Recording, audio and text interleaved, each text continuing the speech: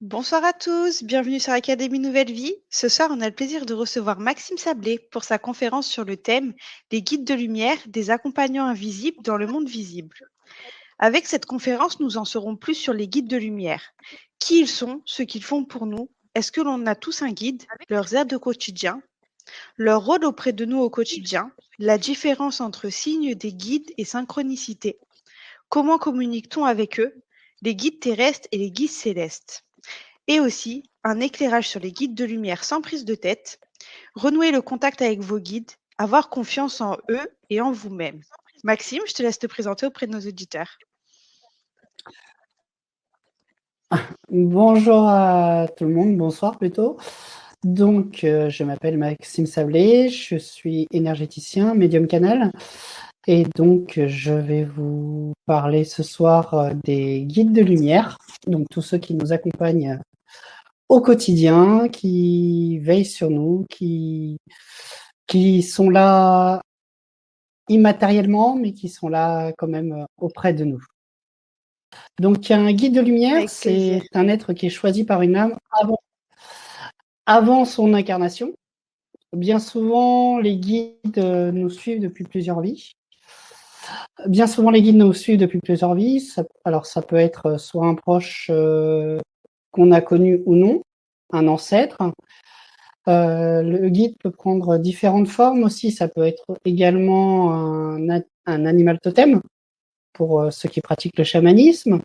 Ça peut aussi être un être de l'invisible, c'est-à-dire un ange, un archange, un maître ascensionné. Ou aussi, tout à fait, tu peux avoir comme guide un être de la nature, une fée, un dragon, un elfe. Voilà. Après, ça dépend. Ton guide t'est attribué donc avant ton incarnation, c'est ce qu'on appelle un contrat d'accompagnement qui est signé avant ton incarnation. Et comment qu'est-ce que je ça dépend, voilà, ça dépend de la famille d'âmes à laquelle on appartient. Donc, comme je disais, un guide peut également être une personne qui nous a accompagnés dans une vie passée, donc un ami, un frère, une sœur. Donc, un guide est là pour nous aider, nous accompagner, et il nous aide aussi à tracer notre chemin, à semer des petites graines, voilà, et surtout à réaliser notre plan divin. Donc, qu'est-ce que je peux te dire d'autre sur les guides? Que ce sont des êtres désincarnés, donc des âmes évoluées, qui agissent dans un plan proche du nôtre. Donc, comme tu l'as si bien dit, un guide, c'est notre assistant invisible dans le monde visible. Alors, tu posais la question, est-ce qu'on en a tous un? Alors, il faut savoir qu'on en a tous au moins un, au minimum, au moins un ou trois. La réponse, je vais te lire la réponse parce que du coup, pour préparer cette conférence, j'ai canalisé la conférence. Donc ça, comme je te le disais, les informations que j'ai reçues, c'est pas forcément les informations que tout le monde a ou tout le monde ne sera pas forcément d'accord avec moi. C'est selon mes guides à moi qui m'ont transmis ces informations. Donc oui, on en a tous un. Selon eux, on en a un, trois ou cinq. Après, ça dépend également, le nombre de guides dépend également de notre évolution personnelle et spirituelle, de nos croyances. Ce qu'ils me disent, je relis mes notes, je suis désolée, mais ils me disent non, nous te répondons non, car même si chacun a au moins un guide, tous ne sont pas uniques à l'incarner, donc au contrat d'accompagnement qui a eu lieu avant l'incarnation.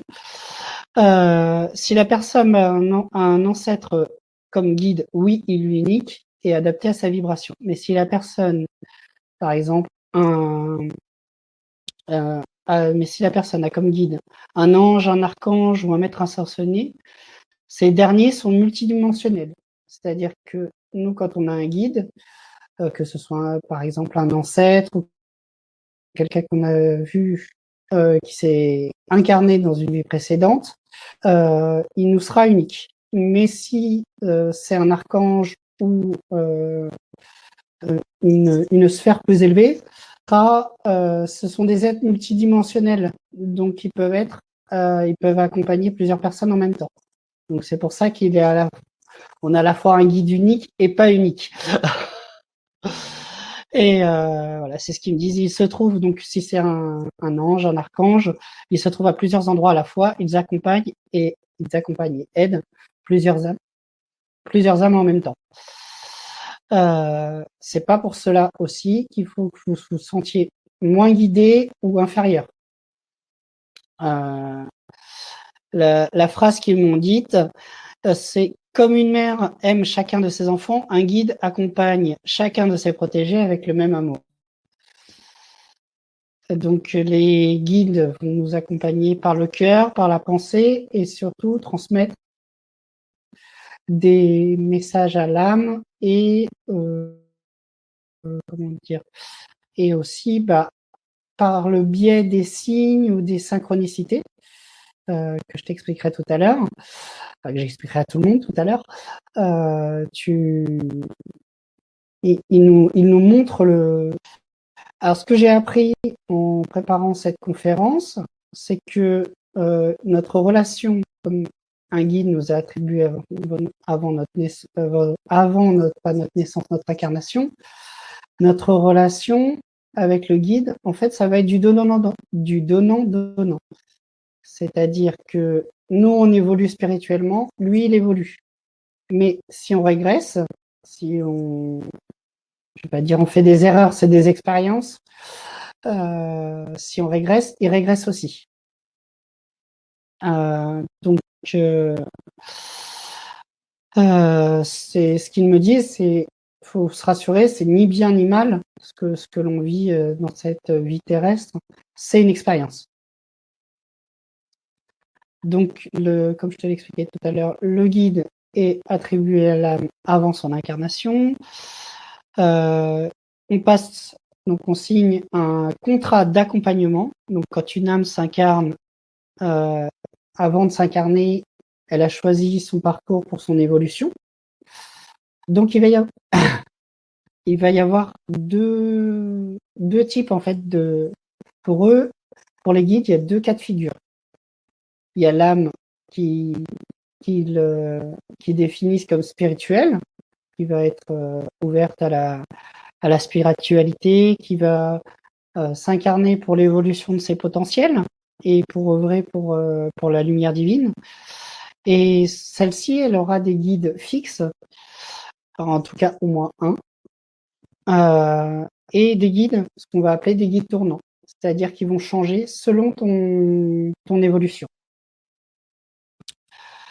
Et après, il y a ce qu'il nomme l'âme non spirituelle, n'a plus aucun souvenir ni connaissance du monde spirituel. Et ne vous moquez pas d'eux, bien souvent ce sont des âmes bien plus évoluées que la vôtre et ils ont pris un déguisement de moldu. Après, un guide de toute façon va correspondre à notre vibration. Le rôle du guide, très important. Le rôle, ça va être de nous accompagner, d'assurer notre sécurité. Alors, sécurité dans plusieurs sens du terme. Sécurité au quotidien. Moi, je leur demande souvent, par exemple, si je prends la voiture pour ça. Mais aussi sécurité, ils sont aussi là pour nous accompagner si une personne, par exemple, pratique, et on le pratique tous, consciemment ou inconsciemment, c'est le voyage astral, en pleine nuit, dans nos rêves. Le rôle d'un guide va être donc, comme je te disais, d'assurer notre sécurité, notre protection, donc à la fois sur la route ou quand on fait du voyage astral. Donc dans le matériel et dans l'immatériel. Ce qu'ils m'ont bien précisé, c'est que leurs capacités ne sont pas assez grandes, en tout cas pour se matérialiser dans notre dimension terrestre. Voilà. Donc ils le font de manière, du coup, indirecte, parce que nous, on appelle des signes ou des synchronicités. Donc, le rôle du guide, toujours dans le rôle du guide, c'est aussi de nous montrer la voie VOIE ou VOIX, pour notre réalisation divine et pour notre évolution, pour l'évolution de notre âme. Ce qu'il faut savoir, c'est que les guides se déplacent dans le temps et dans l'espace afin de nous préparer au mieux aux événements de notre vie. Enfin, ils se déplacent, pas nous. Eux, ils se déplacent dans le temps et dans l'espace. Donc ça, c'est pour les guides. Et là, on va arriver à une partie principale. Ce sont les signes, les synchronicités, les signes. Donc, une synchronicité, c'est simple. Ça va être, par exemple, voilà, tu es fatigué, tu as hâte d'être en vacances, tu rentres du travail, tu vois une super belle affiche dans la rue ou dans le métro qui te propose de partir à l'autre bout du monde pour 3 fois rien. Alors, faut pas prendre ça pour un signe. C'est en fait une synchronicité, c'est un lien entre ton état conscient, ton mental et une association d'idées, en fait. Donc, c'est une synchronicité, c'est une bonne opportunité. Tandis qu'un signe, c'est une réponse de l'univers à un état d'âme, à une question que toi, tu as posée à l'univers. Donc, un signe, il faut savoir qu'il sera hors de propos, en décalage dans le temps, et il se répète au minimum 3 fois. Ou alors, tu as ce que j'appelle, moi, les signes pancartes, c'est-à-dire un gros signe énorme par rapport à ta demande. Parce qu'il se répète au minimum 3 fois, parce que c'est le symbole de la Divine Trinité.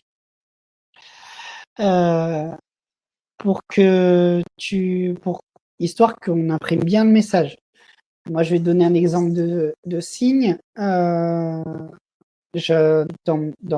mon développement personnel, dans mon développement spirituel, je me suis inscrit à un atelier énergétique et je me posais la question, est-ce que je dois y aller ou je dois pas y aller? Et je regarde dans la journée mon profil Facebook et en fait, l'annonce pour cet atelier que j'avais vu sur Facebook, il s'était répété 8 fois d'affilée. Donc pour moi, j'ai pris ça comme une validation. Il faut y aller. Donc, les signes, ils se répètent et souvent, on ne comprend pas toujours au premier abord, sauf s'ils sont évidents, mais tu ne comprends pas toujours leur signification. Après, en fait, ils s'emboîtent. En fait, quand tu fais le rapprochement, ils s'emboîtent comme les pièces d'un puzzle. En fait. Donc, un signe peut être là pour te montrer la voie, pour te montrer ce qui est juste pour toi. Un signe peut être là pour nous montrer la voie, ce qui est juste pour nous. Et donc, un signe peut être là aussi pour nous apporter du réconfort en période de trouble. Donc, par exemple, voir un oiseau ou des plumes durant une période de deuil.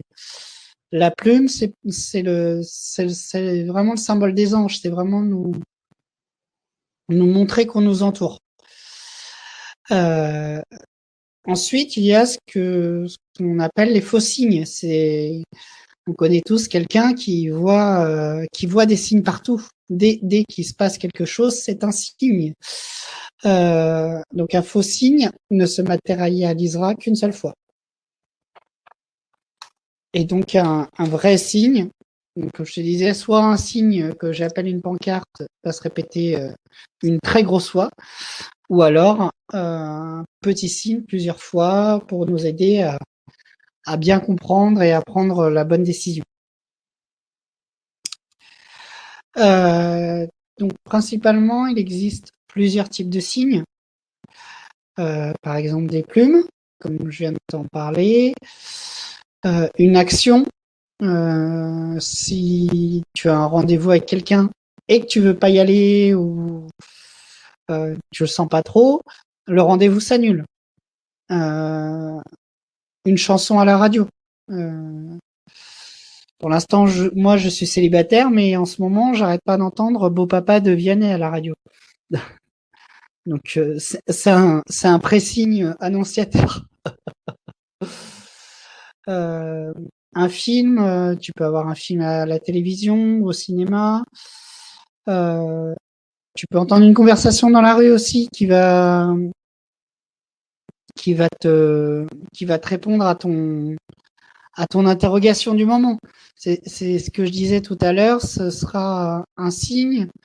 La matérialisation des guides par un signe, c'est hors du temps et hors de propos. C'est quand tu y réfléchis pas ou quand tu ne t'y attends pas. Ou alors c'est plusieurs personnes différentes dans la même journée ou sur la semaine qui vont te parler de la même chose. Ensuite, il y a différentes manières avant que les signes se matérialisent, selon ton interrogation, ta problématique, tu as plusieurs manières de demander un signe. Moi, ça m'arrive souvent de leur demander quand je suis sous la douche ou en train de marcher dans la rue. Après, ce qui marche très bien, c'est que tu demandes un signe à ton âme avant de te coucher. Et ce qui peut être fait, c'est demander à Sandalphon, qui est un archange, et c'est l'archange de la création, celui qui est le plus proche des hommes. Donc, demander à Sandalphon une réalisation, même on peut demander, si on le sent pas, comme je parlais des rendez-vous tout à l'heure, que le rendez-vous s'annule si c'est pas juste pour nous. Ça, on peut très bien le faire. Donc, comment communiquer avec ses guides? Ça, c'est une bonne question. Donc, par la parole. Ça, tout le monde peut communiquer, tout le monde peut discuter avec ses guides au quotidien. C'est comme une discussion de cœur à cœur, en fait. Et donc par les signes, on communique avec eux. Et également, donc, par l'écriture, et notamment l'écriture intuitive, comme on la verra dans l'atelier qu'on va faire ensemble, Caroline. Alors oui, d'ailleurs, je vais vous mettre l'offre de l'atelier. Alors, si vous voulez participer, il faut que vous cliquez sur le petit bouton rose que je viens de vous mettre. L'atelier de Maxime, du coup, il sera le mardi 6 avril à 20h30. Ce sera sur le thème la communication intuitive avec ses guides. Vous aurez deux versions, la version non téléchargeable à 37 € et la version téléchargeable à 57 €. Vous aurez la possibilité de payer en une fois ou en deux fois. Et vous pourrez aussi vous inscrire à tout moment sur le site de l'Académie Nouvelle Vie, rubrique replay, 24 à 48 heures après le direct, pardon, ou si vous nous regardez sur YouTube en cliquant sur le lien qui se trouve dans la descriptive sous la vidéo. Voilà, je te laisse continuer, Maxime. Alors, donc oui, je te remercie. Donc oui, on peut revenir juste une petite minute sur l'atelier. Donc ce sera pour apprendre justement durant cet atelier à communiquer en communication intuitive avec vos guides. Je vous expliquerai comment communiquer avec eux, comment bien vous protéger, la différence entre écriture intuitive et écriture automatique. Voilà pour les principales bases de cet atelier. Donc, on continue. Je reprends sur les guides. Donc, nos guides célestes sont, comme je l'ai dit tout à l'heure, dans une autre dimension de l'autre côté du voile. C'est la différence entre guides célestes et guides terrestres. Donc, les guides célestes vont être de l'autre côté du voile. Et après, il y a ce que eux, ils appellent guides terrestres, mais c'est un peu de la délégation. C'est-à-dire qu'un guide terrestre va être un ami, une connaissance, ou en tout cas, c'est une âme qui est proche de la nôtre et qui va nous accompagner sur notre chemin. Donc c'est pas une flamme jumelle non plus, mais c'est vraiment une âme à laquelle auprès de laquelle on est vraiment proche, vraiment lié, et qui va aussi nous accompagner dans notre évolution, dans notre chemin de vie. Alors, j'ai déjà répondu à cette question tout à l'heure, mais est-ce qu'un guide peut être multidimensionnel? Seulement si on a un guide qui est ange ou archange ou maître ascensionné, mais un guide ne s'occupe que d'une seule âme à la fois. Ce qui touche d'humour des guides, ce qui peut être parfois beaucoup de travail.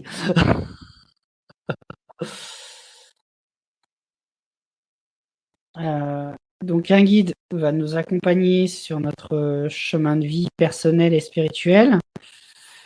Alors à savoir, il va toujours nous suggérer, ce sera jamais imposé par eux. Donc ils vont suggérer la voie à suivre, nous recommander un choix. Mais après, il faut savoir qu'on a toujours notre libre arbitre et de choisir une voie plutôt qu'une autre. Un guide, quel que soit le guide, c'est une main invisible qui nous soutient à tout moment de notre vie. S'il y a des personnes qui sont comme moi, qui sont énergéticiens ou soignants dans la salle, il faut savoir qu'un guide, pendant un soin, va assurer notre protection contre les énergies nocives du patient qu'on reçoit ou contre le bas astral. Mais le guide ne peut pas soigner à notre place, ni nous soigner. Après, il y a d'autres thérapeutes pour ça, il y a d'autres entités de lumière pour ça, pour nous soigner, mais pas notre guide. Un guide, c'est vraiment une main de soutien, d'accompagnement. Ce qu'il faut savoir aussi, c'est qu'un guide ne peut pas prendre notre énergie, il ne peut pas nous vampiriser énergétiquement. Au contraire, il est même prêt, s'il y a besoin, à partager la sienne. Un guide ne peut en aucun cas non plus prendre une décision à notre place. Une question que souvent on se pose, est-ce que tous les guides ont un nom? Bien sûr, ils ont tous un nom. C'est vrai qu'au tout départ, quand on commence à communiquer avec eux, ils ne donnent pas forcément leur nom. Parce que leur nom, c'est un petit peu comme nous, notre âme a un nom aussi, mais c'est le nom de... Comment expliquer? Leur nom, c'est une vibration. Donc, essaye de prononcer une vibration, ça peut être compliqué. Voilà ce que je peux te dire sur les guides, en tout cas. On ne peut pas savoir leur nom aux guides. Tu peux savoir le nom, il peut être donné, mais souvent, c'est pour ça que souvent le guide, on l'associe souvent à un proche, ou un défunt. C'est même plus simple, et après c'est une question aussi de notre ego et surtout de notre mental. Parce que si prononcer une vibration pour le mental, au bout d'un moment, il surchauffe. Mais, oui, c'est vrai. C'est Fabienne tout à l'heure qui demandait comment savoir le nom de notre guide. Bonsoir Fabienne. En plus, Fabienne, je lui ai déjà donné son nom. Elle le sait très bien.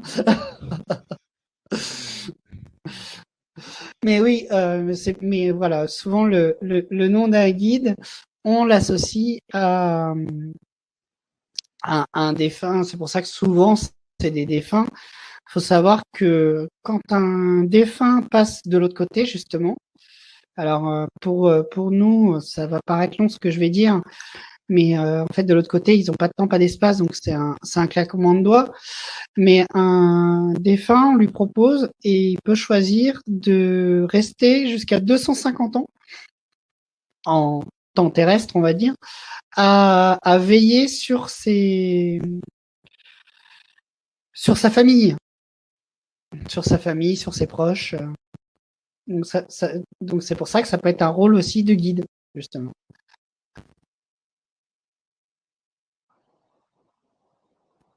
D'accord, merci.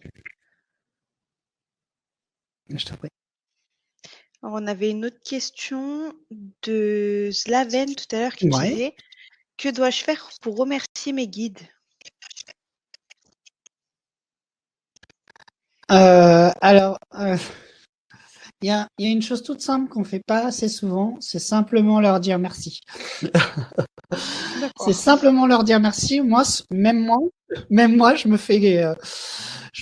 fais gronder souvent parce que je les remercie pas assez. Donc, oui, merci mes guides, merci mes anges pour tout ce que vous faites pour nous. Après, Staven, tu peux simplement allumer une bougie ou allumer un bâton d'encens. Comme le font les balinais. Les balinais à Bali, quand ils allument de l'encens toute la journée, mais leur méditation, c'est ça, c'est allumer l'encens, remercier, demander voilà pour une faveur ou remercier, c'est simplement une intention. Voilà, parce que après c'est comme leur nom, comme le nom des guides, c'est dans la vibration. Donc c'est la vibration de ton intention du merci. Voilà. D'accord, merci Maxime. Mais après, je t'en prie.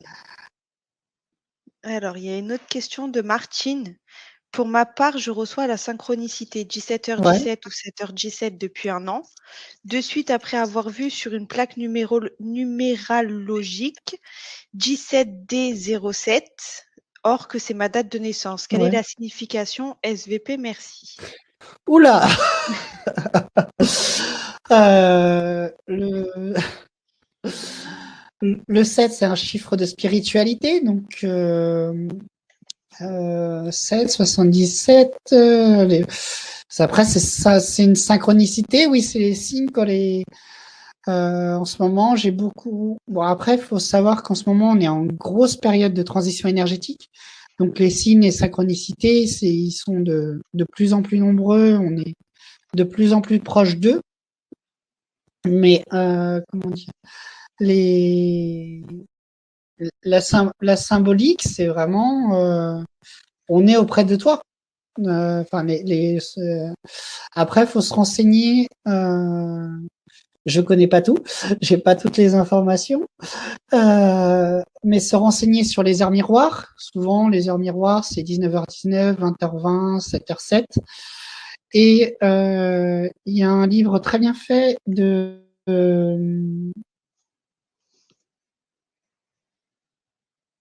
Ah, je t'entends plus. de Ah, c'est Dorine bon. Virtue qui s'appelle Les nombres des anges. À chaque nombre, ah, C'est bon. je disais sur le nombre, tu as un livre très bien fait de Dorine Virtue qui s'appelle Les nombres des anges. Et chaque nombre a sa signification, en fait. Chaque nombre a sa signification, son explication. Et c'est un livre très complet.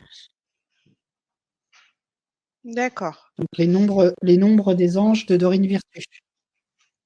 D'accord. Alors, il y a une autre question. Hop. De Laurent. Ouais. Comment identifier notre ou nos guides? Bonsoir Laurent. Comment identifier nos guides? Comment savoir qui ils sont, en fait, c'est sa J'essaie de question. traduire en même temps. Oui, oui, oui, tout à fait. Mais je reçois le message en même temps, c'est par la présence. Alors après, il y a la présence je suis, bien sûr, mais euh, aussi, oui, par la présence, c'est aussi, et je commence à traduire en même temps, c'est aussi comment leur parler à nos guides, leur comment les remercier, comme disait Slaven tout à l'heure. Mais aussi, nos guides, ils sont là pour nous accompagner. Mais si on leur dit pas quoi faire, ils peuvent pas nous accompagner. Mais même si c'est comme un ami, si nous dit pas comment on peut l'aider alors qu'il va pas bien, on peut rien faire. Mis à part être à ses côtés, si on ne leur dit pas. Après, c'est de la communication avec eux en permanence. Enfin, en permanence. C'est pas, voilà, pas passer pour un fou non plus au quotidien, mais régulièrement leur parler, leur poser des questions, euh, à- être attentif aux signes, aux synchronicités aussi, aux plumes, aux conversations, être ouvert, avoir le cœur ouvert et voilà, leur parler, leur discuter avec eux, comme quand on discute avec quelqu'un. Alors, discuter avec un guide, ça peut se faire soit euh, de de manière télépathique, c'est-à-dire comme une pensée de cœur à cœur ou d'âme à âme, mais aussi, comme je vous disais, dans la salle de bain, en faisant la cuisine, au quotidien, leur parler. Ils sont D'accord, là, ils attendent que ça de pouvoir nous aider. Donc, il faut leur parler. d'accord. Merci pour ta réponse. Alors, une question de Tommy. Je t'en prie. Lorsque l'on fait une demande, faut-il la répéter plusieurs fois ou une seule fois suffit? Euh, leur réponse, c'est on entend très bien la première fois. Mais, mais après, alors, nous, en tant qu'humain, on a un temps terrestre.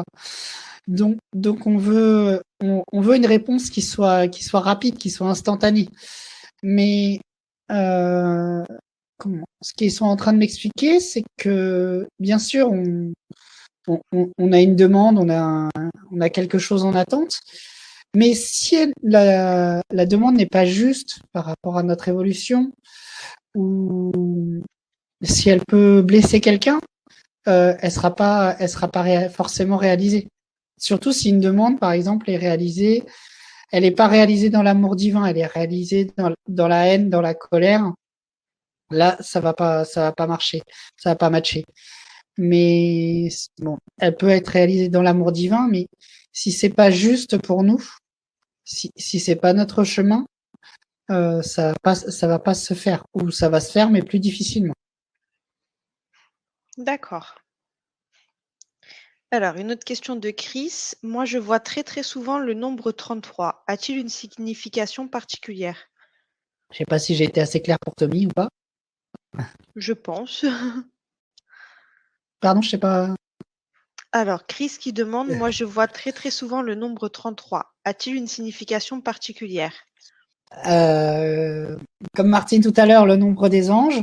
Après, le 33, c'est aussi l'âge du Christ. C'est aussi la Trinité, le 3 et le 3. Après, non, là, j'ai pas, en tout cas, j'ai pas l'information sur le 33. Sur le 333, oui, bah, c'est vraiment la source divine, c'est la connexion à la source. Mais après, voilà, comme Martine tout à l'heure, il y a le nombre des anges de Dorine Virtue qui est très bien. Là, j'ai pas la signification immédiate. D'accord. Il y a Tommy qui te dit pour tout à l'heure, oui, très clair, merci. Ok, merci. Alors, une question de Nadia. Une demande à nos guides peut-elle être d'ordre matériel? Bien sûr. Alors, on va pas leur demander 1 million d'euros sur le compte mais euh, pour la petite anecdote, là, moi, je viens d'acheter un appartement et j'en ai visité 15 000 avant de trouver le bon. Et j'avais fait une demande effectivement concernant ce logement. Je cherchais un appartement qui correspondait avec une liste détaillée. Après, on peut faire aussi un tableau de visualisation. Ça les aide aussi. Enfin, ça nous aide et ça les aide à mieux avoir ce que l'on désire. Et donc, pour revenir sur l'appartement où je suis, j'ai visité donc un appartement au premier étage dans la résidence où je suis, mais qui était pas dans mon budget, où il y avait trop de travaux. Et en fait, en sortant, je lève la tête et au dernier étage, il y avait un panneau à vendre. J'ai téléphoné donc à l'agence immobilière et l'agent immobilier avait pas posé le panneau, avait été parti en vacances. L'agence n'avait pas encore reçu le mandat quand j'ai téléphoné. Et donc, c'est pour ça que j'ai demandé à visiter, j'ai fait une proposition et je l'ai eu au prix que je souhaitais. Et donc, et donc, c'est pour ça que j'ai pu le visiter en exclusivité, mais c'est juste, voilà, en faisant une demande, en levant la tête, c'était un enchaînement, on va dire, de synchronicité. L'agent immobilier qui part en vacances, le mandat qui était pas encore, qui mettait du temps à arriver, et donc ça m'a permis d'avoir l'appartement, cet appartement exceptionnel qui me correspondait. Ça, c'est très bien. Oui, j'aime bien quand c'est comme ça. C'est clair. Mais comme je les ai beaucoup embêtés, comme Tommy, je les ai beaucoup embêtés. Voilà, c'est pour ça que je répondais aussi ça à Tommy. Je les ai beaucoup embêtés à demander plusieurs fois, voilà, à trouver le logement qui me convenait, etc. Une fois que j'ai eu l'appartement, leur réponse a été: on te prévient, on peut pas faire un miracle 2 fois. Ah oui.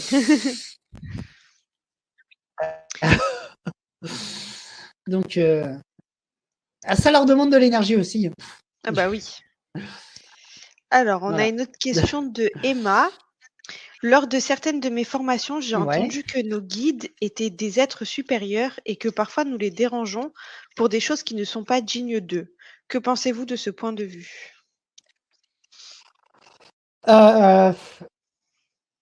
Après, je reçois tout en même temps, c'est génial. Les formations, les formateurs, ils donnent leurs informations avec leur propre filtre. Ça, c'est un point. Après, dire que les guides qu'on soit pas digne d'eux, non, là, je suis pas d'accord. On va gommer ça. Parce que les guides sont là, justement, comme je disais, il faut leur parler, il faut leur demander. Ils sont là pour nous aider, pour nous accompagner. Ça fait aussi partie de leur mission. Après, chaque guide, ils ont leur mission de nous aider. Mais quand on dort, je pense qu'il y a des moments où eux aussi, alors je ne sais pas si on dort de l'autre côté, mais voilà, ils ont aussi leurs occupations, ils ont aussi leur vie de l'autre côté. Mais de là à dire qu'on n'est pas digne d'eux et qu'il faut pas les déranger, non, je suis pas d'accord. Il faut pas les harceler, ça c'est certain. Ne pas poser 40 fois la même question ou, ou, ou se paniquer pour voilà dès qu'il y a quelque chose qui va pas et mais même moi où j'ai des amis spirituels qui engueulent leur guide même. Donc quand ça va pas, quand ça va pas, quand dans le sens où on veut, où notre ego voudrait plutôt, dans le sens que notre ego voudrait, ça nous arrive de les engueuler. Et ils nous en veulent pas. C'est de l'amour universel, c'est de l'amour en barre, donc ils nous en veulent pas. Mais pas trop souvent quand même. Faut pas trop les engueuler trop souvent. Alors, une autre question. Mireille, tout au long de la journée, je ressens des vibrations au niveau de la tête. Est-ce un mode de communication? Oui, ça peut être un mode. Bon, alors, en ce moment, avec la Covid, il y a deux choses. Il y a le masque qui donne des migraines, Oui. mais souvent, moi, j'appelle c'est ce que j'appelle, je passe en mode canal. Et quand ils ont une information à me donner pour que je canalise une information, ils me ceinturent la tête, oui. Tout comme si Mireille l'a vécu, une initiation Reiki peut faire ça. Ça peut, je sais que mon initiation Reiki, j'avais l'impression qu'on me mettait casquette sur la tête. Ça ceinture un petit peu la tête aussi. Voilà. Mais quand le message, par exemple, est très important, ça peut me déclencher la migraine. Ça peut aller jusque-là. Ah oui, d'accord. Tu vas le prendre, le message? Donc, Merci pour ta réponse. donc oui, ça peut être, je t'en prie, ça peut être une indication, effectivement, Mireille. D'accord. Une autre question de Maria. Peut-on communiquer avec nos guides ou anges avec le pendule? Merci. Oui, je dirais oui, on peut communiquer avec nos anges ou nos pendules, mais c'est comme tout, avant toute action énergétique, bien se protéger. Après, il y a des personnes qui pratiquent la communication intuitive, qui savent. Alors moi, je sais pas le faire comme ça, mais c'est comment ça s'appelle? C'est Christian Cambois, je crois, qu'il le fait, avec voilà, avec une. Je vais pas dire une planche Ouija parce que j'aime pas cet outil, mais justement avec un alphabet de lettres, justement, je sais qu'il il communique avec son pendule. Voilà. Lui, il a été formé comme ça. Donc après, chacun trouve sa méthode de communication. Il y a des personnes aussi vont poser une question à son guide et puis elles vont tourner le bouton des stations de radio, par exemple. Et selon la musique, selon la chanson, ce sera la réponse. Mais après, voilà, chacun a sa pratique. Mais oui, ça peut se faire, mais bien se protéger. D'accord, merci Maxime. Alors, une autre question de Cathy. Est-il important d'avoir médité avec ancrage et centrage avant de communiquer avec son guide? Moi, je suis personnellement un très mauvais élève sur la méditation. Je suis pas forcément un grand pratiquant de la méditation, je le confesse. Après, c'est important, oui, d'avoir un ancrage euh, pour euh, pour communiquer avec eux, pour éviter de partir trop haut. Et comment tu tu peux communiquer avec eux, comme je te disais, dans ta salle de bain, dans ta cuisine. Après, ça va être quand tu vas poser une question, quand tu vas discuter avec eux, ça va être une perception, ça peut être une odeur, ça peut être un mot, ça peut être une chanson par la radio. Souvent, ça fonctionne aussi par là. La réponse, voilà, ça va être un ressenti aussi. Voilà, ça va être un ressenti, une vibration interne, mais ça peut être un mot, une phrase, une idée qui va venir en tête. Voilà, ce genre de choses. D'accord, merci. Alors, une autre question de Patricia. Qui sont les guides terrestres, les défunts? Les guides terrestres, oui, ce que j'ai répondu tout à l'heure. Souvent, alors non, pardon, les guides célestes peuvent être des défunts. C'est l'inverse, Patricia. Les guides célestes, ça peut être des défunts. Après, des guides terrestres, ça peut être voilà quelqu'un de ta famille ou une amie ou un ami avec lequel tu es très proche, pour lequel tu as à peu près le même chemin de vie en fait. Et du coup, tous les deux, vous auto-accompagnez. Voilà. Vous évoluez aussi ensemble. Après, il peut arriver avec un guide terrestre que les chemins se séparent pour X ou Y raison. Et après, bah, soit un autre guide terrestre rentre en scène, ou alors on retrouve cette personne à nouveau, après une phase d'évolution. En fait. D'accord.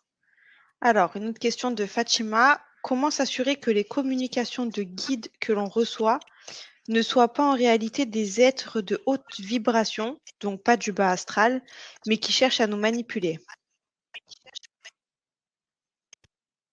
C'est ce que j'ai dit tout à l'heure, un guide ou un être de haute vibration ne nous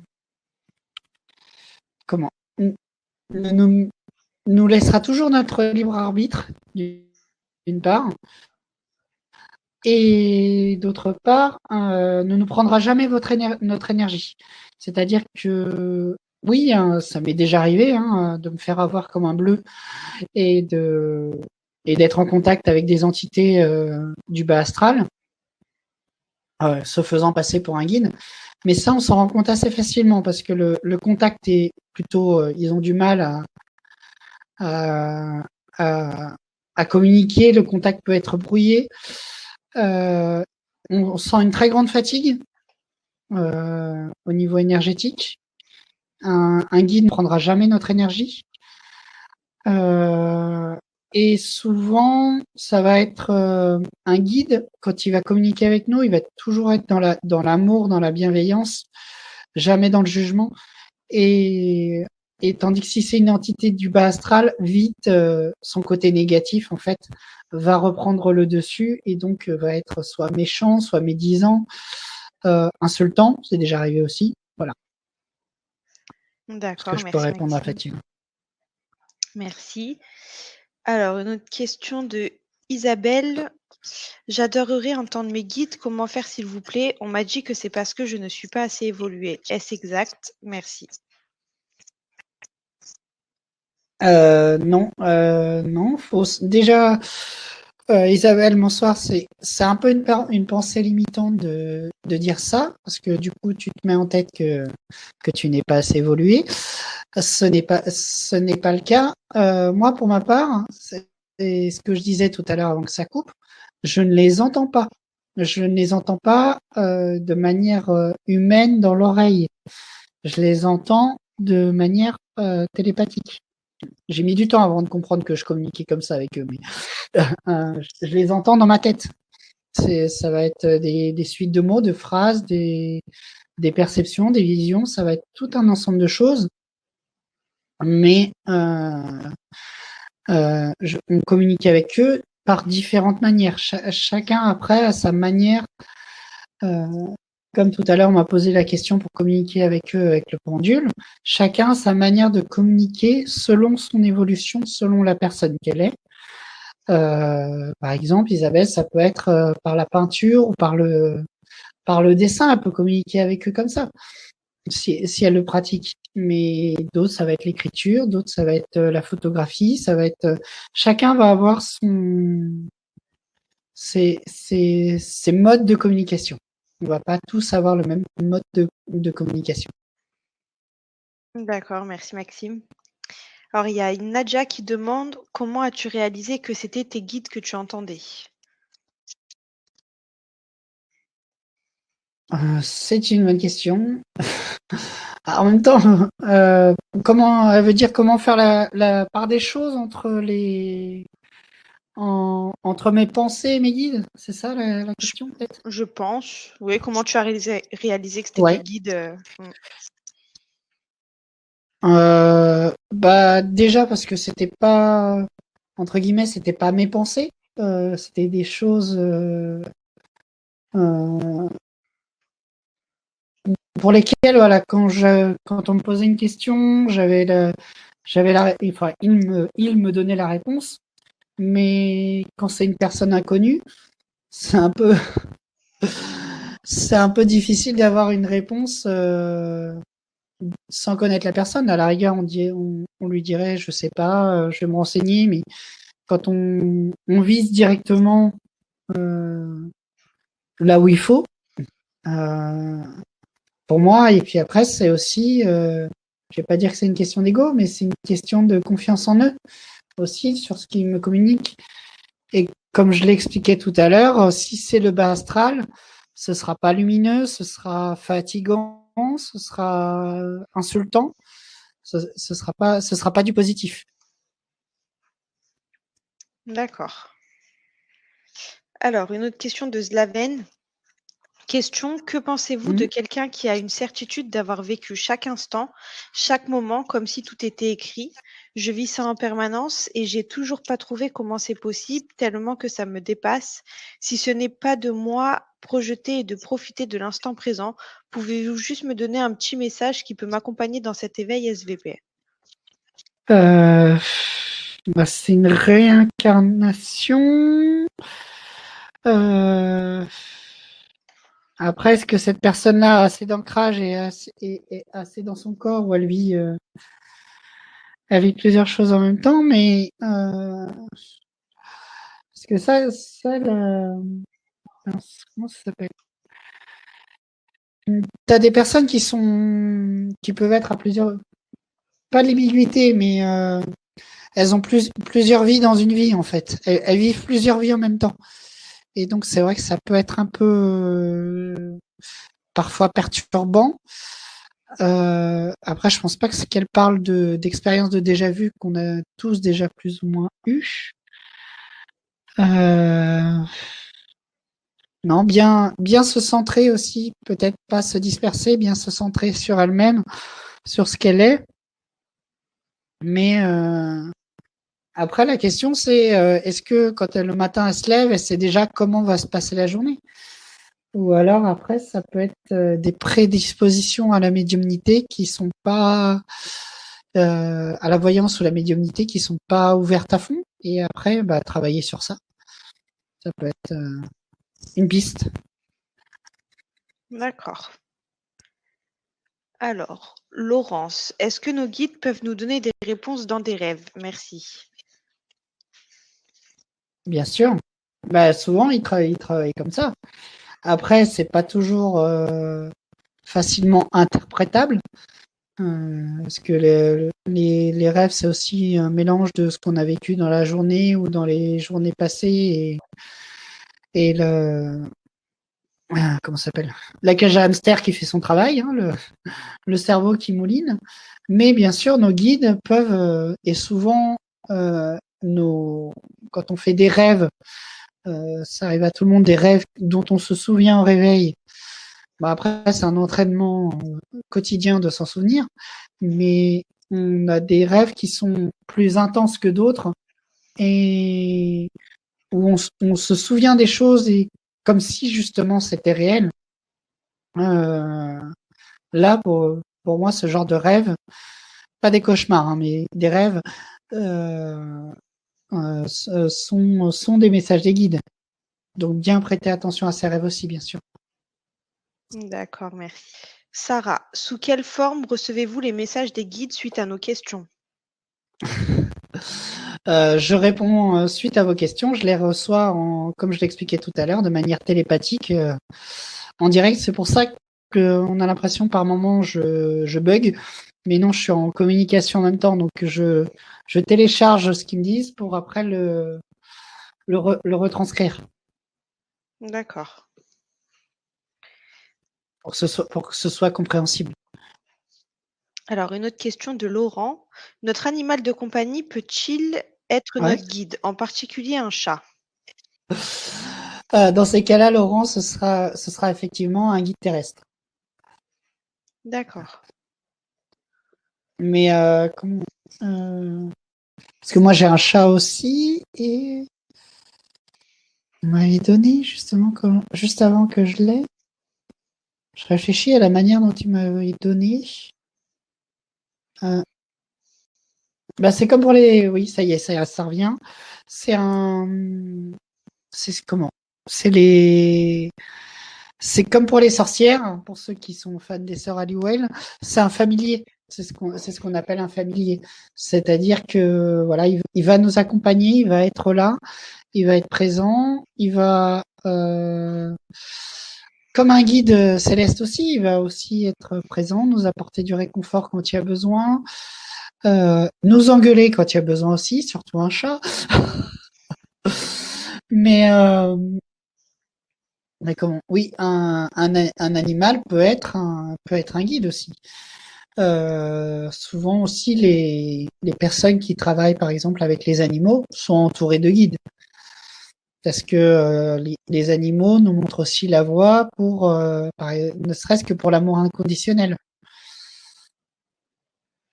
Voilà. D'accord. Et le caractère d'un animal, bien souvent, c'est pas une légende, le caractère d'un animal représente le caractère du maître ou des maîtres. Enfin, en tout Ça, cas, c'est vrai. d'un des maîtres. Alors, une question de Nat. Le fait d'avoir les oreilles qui chauffent a-t-il une signification particulière en fonction du côté gauche ou droit? Est-ce une réponse à nos demandes? Après, ça va être une validation qu'on va faire avec eux en interne, enfin en interne, entre guillemets. C'est un entraînement à faire avec eux, par exemple.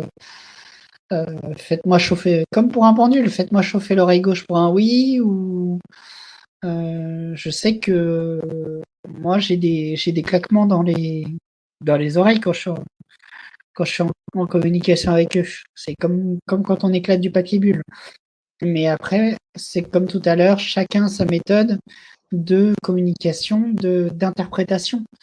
Mais souvent, ce qu'on dit, c'est que, enfin, ça, c'est de la médecine chinoise, le côté gauche représente la mère, la famille, et ça, c'est pour les personnes. Après, il y a des personnes qui sont inversées en énergie de ce côté-là. Mais côté gauche, c'est tout ce qui est mère, famille, et côté droit, c'est tout ce qui va être du côté du père ou du professionnel. Donc après, ça va être une interprétation propre. Euh, après, chacun, oui, chacun sa vibration et son interprétation. D'accord, merci Maxime. Alors, une autre question de Je- Tommy. Comment fait-on pour se protéger? Ouais. Alors, comment fait-on pour se protéger? Il y a des prières pour ça. Euh, il existe des prières de protection. Faire une bulle, mais moi personnellement, la bulle, je l'éclate au bout de 5 minutes parce que je les tiens pas, les bulles. Travailler son ancrage, balade dans la nature. Euh, les pierres. Les pierres sont des merveilleux accompagnants pour se protéger. Donc, par exemple, l'obsidienne. Alors, attention avec les obsidiennes quand même, c'est des très bonnes pierres d'ancrage, très bonnes pierres de protection. Mais l'obsidienne, un défaut entre guillemets, c'est que elle va nous faire travailler ce qu'on n'a pas encore travaillé par le passé. Donc, si on n'est pas prêt, mais généralement, oui, les pierres noires comme la tourmaline ou l'onyx sont sont des très bonnes pierres de protection. D'accord, merci beaucoup. Alors, Élise, est-ce que si le chat fuit systématiquement une même personne, est-ce que ça peut être un message de guide? C'est peut-être la personne qu'il faut la fuir. Non, je plaisante. Mais, euh, non, mais après, c'est vrai que nos animaux ont ce sixième sens. Alors, à regarder deux choses. Soit voir peut-être le comportement de la personne, soit avec l'animal, ou il y a peut-être quelque chose à creuser avec cette personne.